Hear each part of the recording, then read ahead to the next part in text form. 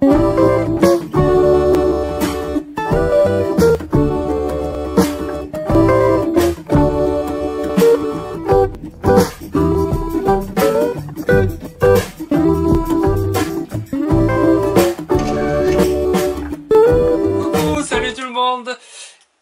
suis déguisé en Père Noël parce que j'ai reçu mon cadeau de Noël. Oh, enfin, c'est le cadeau de Noël que je me suis fait. Ça va vous intéresser, je pense, parce que c'est un outil que j'essaye d'avoir. Il est quand même assez cher, donc j'ai attendu. Vous allez voir de quoi il s'agit. Enfin, j'espère que c'est ça que j'ouvre. Hein. Alors, je vais vous dévoiler un peu ce que c'est. C'est quelque chose qui va me servir à améliorer les vidéos que je fais pour vous, notamment les vlogs. De quoi il s'agit? Il s'agit du Digipocket 2. C'est la dernière version de ce produit et qui va être accompagné d'un kit normalement. Je ne le vois pas. J'espère que je l'aurai après. Oui, il y est dedans apparemment. Alors je vais vous montrer de quoi il s'agit dans les prochaines vidéos que je vais faire grâce à ce nouvel outil et on va voir ce que ça donne hein, parce que j'en attends beaucoup surtout parce que parce qu'il est très cher et parce qu'il est réputé. J'ai vu quelques présentations, je les mets dans la description si ça peut vous aider à comprendre quels sont tous les possibles que l'on peut avoir avec cet appareil et qui est très créatif et j'espère que je vais pouvoir m'en servir de la même façon. Alors je ne vais pas refaire un tuto là-dessus, mais je vais vous présenter quelques moments que j'ai passés avec lui. Enfin j'espère, parce que pour l'instant, je ne sais pas si je vais savoir m'en servir correctement. En tous les cas, je vais apprendre avec vous et avec les vidéos que je vais vous présenter par la suite.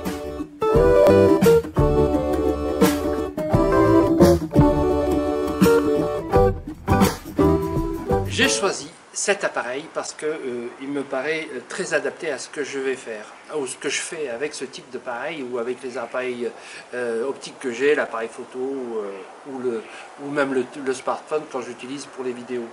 Moi je ne suis pas un grand spécialiste de l'affaire, en fait je ne connais pas grand chose.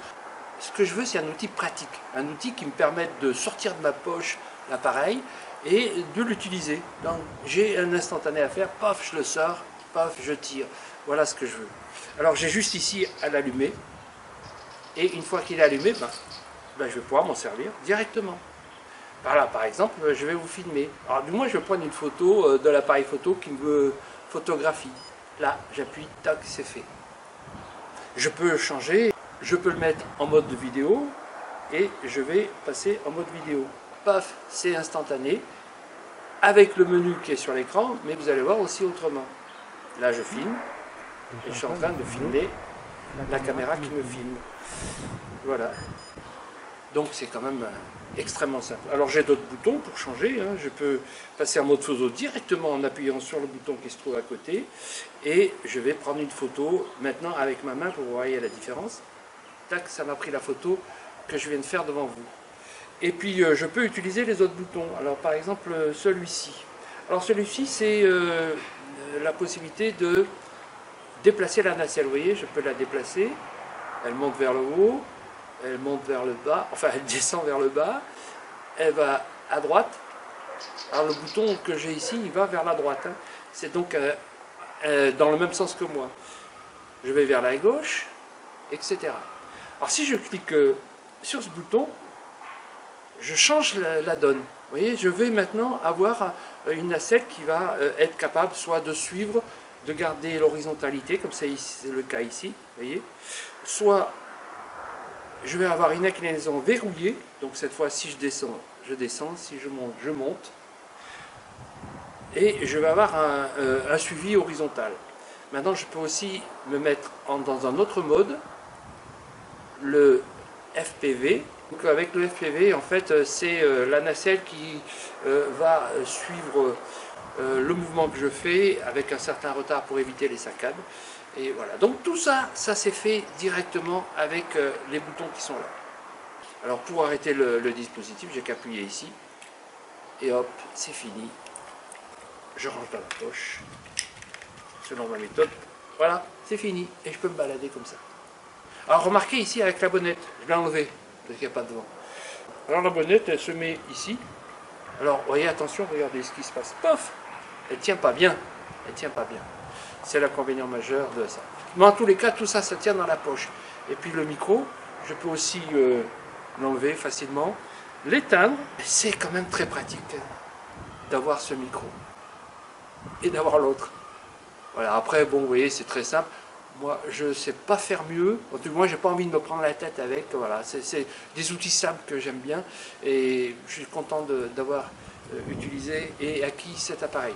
Même si c'est cher. Mais bon, comme c'est un cadeau, vous pouvez retrouver dans la description tous les éléments utiles si ça vous intéresse. Dans cette deuxième partie, je vous propose d'aller un peu plus loin pour voir quelques exemples des possibilités. Je vous proposerai tout à l'heure une troisième partie pour des informations plus pratiques, techniques. Bon voilà, donc dans cette deuxième partie, je vous présente, après avoir présenté le joystick, je vous présente ici le menu. Bon, après l'allumage, vous avez la possibilité d'utiliser l'écran tactile qui va ouvrir en fait 4 fenêtres, selon que vous allez vers le haut, vers le côté droit, ou depuis le bas, ou encore depuis la gauche. Vous avez 4 menus en fait, et dans chacun de ces menus, vous allez avoir plusieurs possibilités. Je vais en faire un petit inventaire. Cette page paramètres est la plus riche, remplie d'informations que vous pouvez configurer, et je vous renvoie donc là-dessus au tuto qui existe déjà, car c'est très complet. Dans cette fenêtre de droite, vous allez pouvoir choisir le mode de photo, vidéo, panoramique, vous pouvez utiliser le time-lapse pour faire une succession de photos, choisir le format, choisir un retardateur, enfin bref, vous avez un panel de choix assez important et fantastique, et dont le selfie que vous voyez ici, et qui va permettre de me renvoyer l'image ici pour faire des selfies évidemment, que ce soit en photo ou en vidéo. Voilà, bon, vous avez d'autres possibilités, je vous renvoie là encore aux autres tutos qui existent déjà et qui sont bien plus performants que ceux que je vais vous dire ici. J'ai nommé tout simplement cette fois-ci l'Osmo Pocket 2. On va voir ensemble l'essentiel à retenir sur cette nouvelle petite caméra. Voilà pour l'essentiel à retenir concernant cette Osmo Pocket 2. Une vidéo test, terrain et étude de cas pour savoir dans quelle situation ce type de caméra peut vous servir ou pas. Allez jeter un coup d'œil. Merci de m'avoir suivi. À très bientôt les créateurs. Faites de belles photos, faites de belles vidéos. Ciao. Et pour terminer cette vidéo, je vous propose ici quelques informations pratiques, notamment concernant des essais que j'ai faits, et puis quelques autres renseignements qui pourraient vous être utiles si ça vous intéresse. Allons-y. Ça tourne.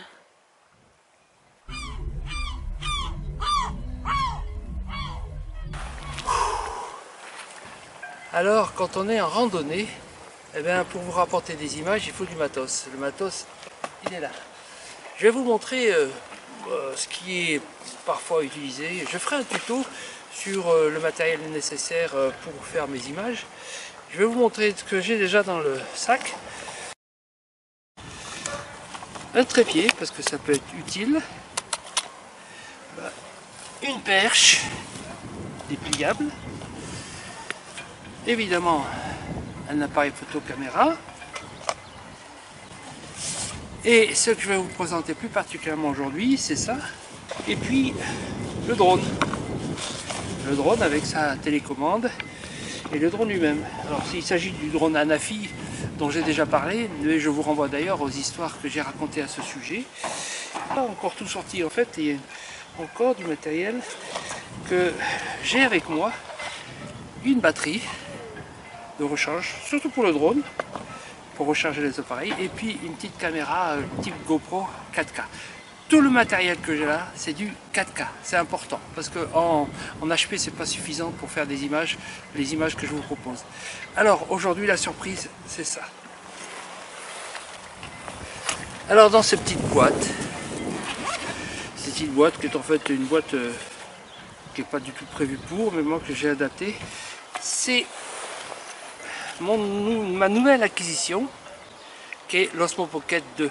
Alors c'est tout petit, ça rentre dans la poche. Alors là je vous dis que des fois j'emmène pas tout ça et j'emmènerai que ça. Et ça c'est déjà plein de possibilités que je vais vous montrer. J'ai dans l'autre main ici un micro et ce micro il va jouer un rôle très important pour les prises de vue. Alors ce qui est intéressant ici, allez viens, rapproche-toi, regarde.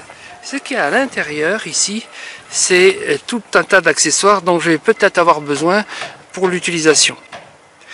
Et l'avantage c'est qu'il se range en protection ici, donc je peux le mettre dans la poche sans souci. La partie qui est ici terminale, c'est une partie qui va permettre d'avoir le micro en distance. C'est-à-dire qu'ici il y a déjà des micros, il y en a 3. Et vous voyez, c'est l'inconvénient de ce truc, c'est qu'il se met en marche tout seul quand on ne fait pas attention. C'est ce qui est arrivé ici, il s'est mis en fonction. Qu'est-ce qu'on trouve dans cet étui? Alors l'étui de poche, alors en fait il y a une réserve d'objets utiles quand on est sur place. Et ce qui est avantageux, c'est que c'est rangé à l'intérieur de l'étui. On mettra évidemment ici la pocket, l'Osmo Pocket, mais ce qui est bien, c'est qu'on trouve à l'intérieur ce qui peut être utile. Alors même à l'extérieur, par exemple ici ça c'est le trépied, il se dévisse comme ça, et évidemment on va pouvoir le fixer sur le pied de l'Osmo Pocket. Voilà, il se déplie facilement et il me permet d'avoir des images stables à l'extérieur. Il a la tête qui bouge, vous voyez ici, ce qui permet de l'orienter et de corriger l'horizontalité si on en a besoin. Donc ça c'est très pratique et ça se range donc facilement ici et on l'a toujours avec soi. Voilà, il se range plaqué dessus, on peut le serrer davantage pour pas qu'il se balade. Vous voyez donc l'articulation dont j'ai parlé tout à l'heure. À l'intérieur, qu'est-ce qu'on trouve? Bien, on trouve ici un objectif grand angle, faut pas trop mettre les doigts dessus, et qui va se placer sur l'Osmo Pocket pour élargir le grand angle de l'optique de l'appareil. Voilà, il suffit simplement, alors c'est aimanté, donc il n'y a rien à faire, on le pose dessus et il est calé. Il est calé et permet de faire d'améliorer le grand angle. Voilà d'ailleurs la différence, l'appareil étant posé sur un pied, à gauche c'est sans le grand angle et à droite c'est avec. On trouve ici deux embouts. Alors les deux embouts, ce sont des embouts qui vont servir à la connexion au smartphone. Dans ce kit que j'ai acheté en plus, il y a des connexions pour le smartphone, mais seulement pour Apple, iOS et pour Type-C. J'ai donc dû acquérir en plus, et ça se trouve facilement sur internet, la connexion avec mon téléphone Android. Alors à quoi il sert? En fait, il sert à relier l'Osmo Pocket au téléphone. Donc si je prends mon téléphone, je vais placer ici l'embout sur le smartphone. Voilà. Et j'ai plus qu'à relier ici celui-ci sur l'Osmo Pocket. Je vais vous montrer ça. Alors, cette partie-là s'enlève, et ce qui permet de la remplacer par la partie que je vous ai montrée ici, qui est installée sur le smartphone, et qui permet d'utiliser maintenant l'appareil avec une application qui se trouve sur le smartphone. L'application en question s'appelle Digimimo, que vous allez télécharger et lancer l'application. Alors, à vrai dire, je vais pas tellement l'utiliser parce que je trouve que ce qui est avantageux dans cet appareil, c'est qu'il soit mobile et qu'on puisse l'utiliser tout en se déplaçant. Alors qu'avec ce système, c'est pratique quand on est en situation fixe et qu'on a installé l'objet sur un pied par exemple, ou un trépied, mais vous voyez que la liaison elle n'est pas très stable. Alors il faut racheter un complément qui vient se fixer derrière et qui permet de solidariser les deux. Alors, ce que j'ai pas fait, donc je vais pas l'utiliser. Et je vais pas trop vous en parler parce que je vais pas m'en servir en fait, du fait de cette instabilité, et puisque j'ai pas non plus l'objet qui permet de solidariser les deux. Donc je vais vous renvoyer aux tutos qui peuvent exister sur internet et qui permettent d'utiliser ce firmware. Là moi je ne l'ai même pas téléchargé. Je vais quand même le télécharger pour le cas où, mais je vais pas trop m'en servir. Je vais vous parler plutôt de ce qu'on peut utiliser directement ici, qui est déjà très suffisant et très complet.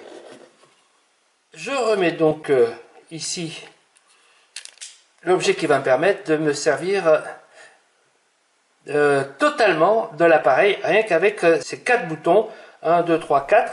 Mais si vous voulez utiliser des time-lapse par exemple, ou plus tard des ralentis, des motion-lapse, comme vous le voyez ici, il faut utiliser l'écran tactile et le positionner sur un plan fixe pour arriver à faire des images qui sont prises par des photos successives, espacées par un certain délai, un intervalle de temps qui vous permet par exemple ici de faire une motion lapse, c'est-à-dire un déplacement latéral. Avec un time-lapse, vous pourrez régler l'intervalle de temps, la durée de prise de vue et avec ces photos successives, vous pourrez avoir un effet particulier comme ce que vous voyez ici pour un lever de soleil. Avec cet appareil, vous pourrez aussi construire des panoramiques assez fantastiques. Voici comment il pratique ici. Il fait par exemple 4 images pour donner le panoramique que vous voyez. Mais il peut aussi le faire avec 9 images. Ainsi pour cette photo qui couvre 180 degrés aussi, mais avec une couverture qui va faire la partie supérieure et la partie inférieure en 9 photos. Vous obtenez ici un panoramique assez fantastique et d'un champ absolument le plus large que vous pouvez envisager, avant le 360 que l'on n'a pas ici. Du coup, sur cette photo, vous allez avoir une qualité optique incomparable. Vous pouvez d'ailleurs ici comparer la photo de gauche qui est obtenue avec le panoramique par rapport à la droite qui est la photo ordinaire que vous auriez eu sans panoramique. Vous avez ici la version la moins chère et vous remarquez qu'ici le bout ne contient pas notamment l'embout que je vais rajouter ici qui est le récepteur du micro déporté. Il est ici avec sa bonnette qui s'enlève et se remet facilement, qui va servir notamment à, par exemple, accrocher sur le vêtement, de pouvoir envoyer le son, même en étant très éloigné, puisque ça peut se faire jusqu'à 30-40 mètres, à condition que le micro, soit orienté vers l'Osmo Pocket. Parce que j'ai remarqué que dès 10 mètres, notamment, il n'envoie plus le son si vous êtes de dos, par exemple. Alors, on parle pour voir ce que ça donne avec son micro, ses distances. Oui, on parle, mais tu as la main sur le micro. Donc... Non, mais je ne l'ai pas encore branché, c'est juste pour voir le micro de là-bas. Alors, je mets le micro d'ici. Il y a un truc que ça dit là-bas. Là, ça dit que ça enregistre. Ah, alors c'est que ça marche. On peut parler. À plusieurs mètres de distance, encore plus loin.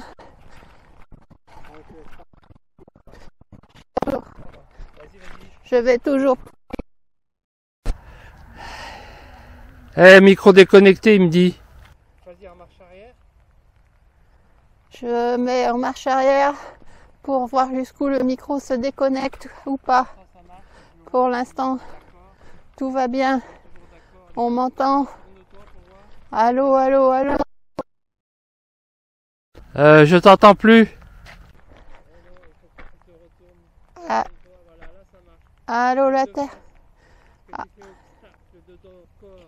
ah oui.